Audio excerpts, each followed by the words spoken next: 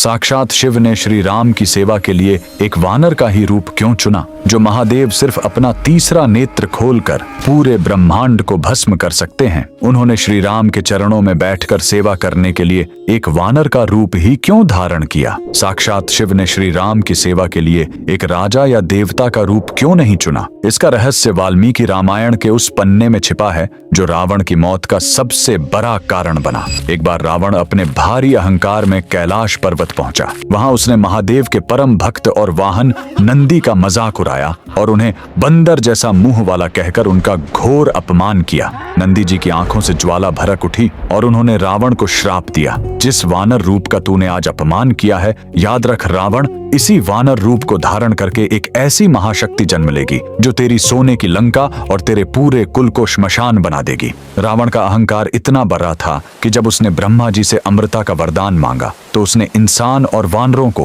कीड़ा मकोड़ा समझकर छोड़ दिया। इसी अहंकार को तोड़ने के लिए साक्षात भगवान विष्णु को श्री राम के रूप में मनुष्य अवतार लेना पड़ा। और शिव पुराण के अनुसार जब महादेव ने देखा कि उनके आराध्य प्रभु पृथ्वी पर जा रहे हैं तो वे खुद को उनकी सेवा करने से रोक नहीं पाए। लेकिन महादेव ने वानर रूप ही क्यों चुना? क्योंकि दूसरी तरफ प्रकृति अपना खेल रच रही थी। माता अंजनी अपनी श्राप से मुक्ति के लिए अंजनाद्री पर्वत पर 12 साल से शिव की कठोर तपस्या कर रही थीं। पूर्व जन्म में वे स्वर्ग की एक अप्सरा पुंजिक स्थला थीं, जिन्हें एक आर्षि के श्राप के कारण वानरी का रूप मिला था। इस श्राप का तौर केवल तभी संभव था जब स्वयं महादेव का अंश उनके गर्भ से जन्म ले। विधि का विधान देखिए, नंदी का श्राप, रावण का अहंकार और माता अंजनी की तपस्या। इन तीनों को पूर्ण करने के लिए ही महादेव ने अपने 11वें रुद्र अंश को वानर रूप में प्रकट किया। अगर शिव राजा बनते तो राजमहल और अहंकार आर्य आता, लेकिन एक वानर पूरी तरह स्वतंत्र होता है